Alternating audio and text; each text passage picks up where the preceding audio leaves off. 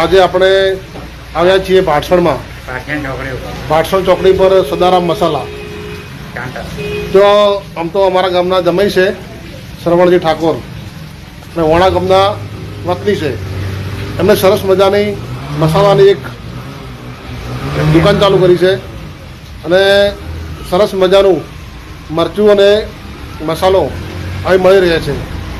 આપણે એમની પાસેથી થોડી માહિતી મેળવીએ.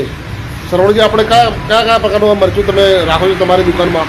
આપણે દેશી રાખે છે મરચું, પછી કાશ્મીરી મોળું મળી જાય, બેડકી મળી જાય, રેશમ પટ્ટો મળી જાય, પટની તેદા મળી જાય, મીડિયમ જુએ તો મળી જાય.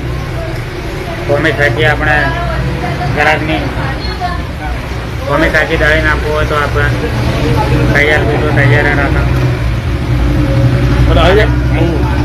બરોબર. તમે જે જાતે જ દળવાનું બી કામ કરે છે જાતે, અને મશીન અંદર મશીન મૂકેલા છે. બરોબર. ગ્રાહકને જે પ્રકારનું મરચું જોઈએ બેટર બટવાનું કામ ચાલુ છે. તેમને નજર સામે જે દળીને આપે છે શ્રવણજી. બરોબર. એટલે ક્વોલિટીવાળું કોઈ પણ પ્રકારના ભેળસેળ વગરનું મરચું ભાટસણ ચોકડી પર સદારામ મસાલા નામની દુકાનમાં મળી રહે છે. બરોબર. સાથે સાથે મસાલા પણ વિવિધ પ્રકારના રાખે છે. કયા કયા પ્રકારના મસાલા બતાવવાનો?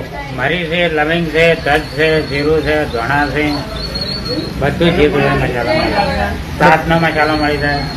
હા, છાસ ને તમામ પ્રકારનો મસાલો અહીં મળે છે. બરોબર. દાખલા ધોણા મળી જાય. હા, અને એ જાતે પોતે જાતે દળે જ છે. હળદરે ચલમની આપણે મળી જાય, દહીં સાદી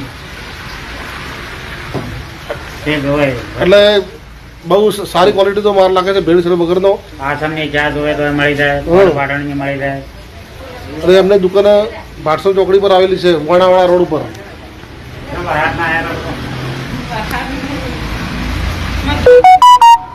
કેટલું